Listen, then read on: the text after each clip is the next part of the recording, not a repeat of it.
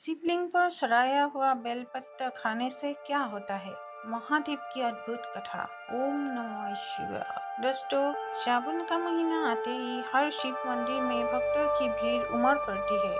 हर कोई जल, दूध, धतूरा और बेलपत्र चढ़ाकर भगवान शिव का आशीर्वाद पाने की कामना करता है। लेकिन एक सवाल बहुत लोगों के मन में आते हैं, क्या शिवलिंग पर चढ़ाया हुआ बेलपत्र खाना चाहिए?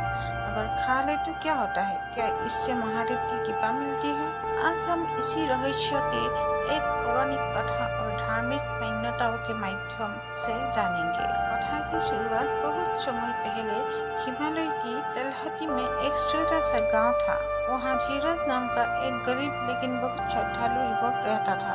उसके पास धन नहीं था, लेकिन भगवान शिव के प्रति अटूट विश्वास था। हर सोमवार वो जंगल से ताजा बेलपत्र लाता और शिवलिंग पर अर्पित करता।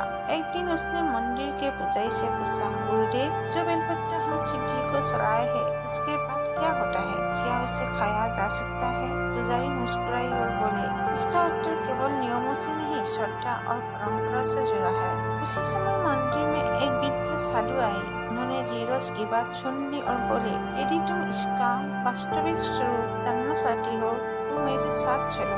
धीरज उनके पीछे पीछे जंगल में चला गया। वहाँ एक विशाल बेल का वृक्ष था।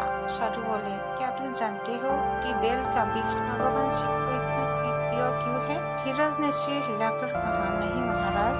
साधु बोले, पुराणों में वर्णन मिलता है कि बेलपत्र की 3 पत्तियां ब्रह्मा, विष्णु और महेश का प्रतीक मानी जाती है।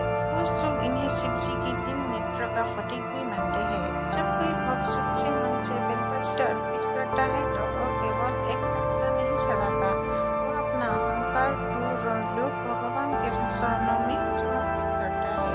यही बेलपत्र का सबसे बड़ा रहस्य है। फिरोज ने फिर पूछा, महाराज, लेकिन लोग कहते हैं कि शिवलिंग पर चढ़ा बेलपत्र खाने से सारे पाप नष्ट हो जाते हैं, क्या ये सच है?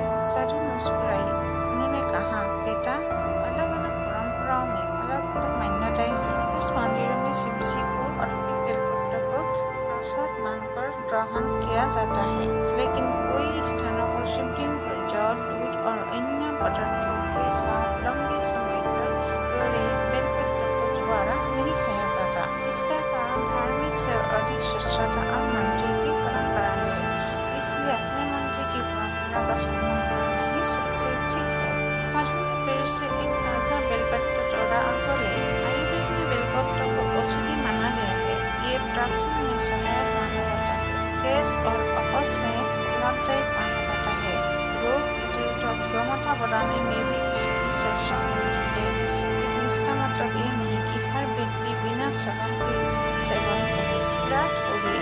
धीरज मंदिर लौटा और शिवलिंग के सामने बैठकर ध्यान करने लगा। देखते ही उसी रात उसे स्वयं में भगवान शिव के दर्शन हुए। महादेव ने कहा, हे भक्त, मेरी कृपा पाने के लिए केवल बेलपत्र खाना आवश्यक नहीं है। यदि तुम्हारा मन पवित्र है, काम अच्छे है और श्रद्धा सच्ची है, वही मेरे लिए सबसे बड़ा प्रसाद है। धीरज की आंखें खुल गई। उसी दिन उसे समझ आ गई कि भगवान शिव बाहरी दिखावे से नहीं, बल्कि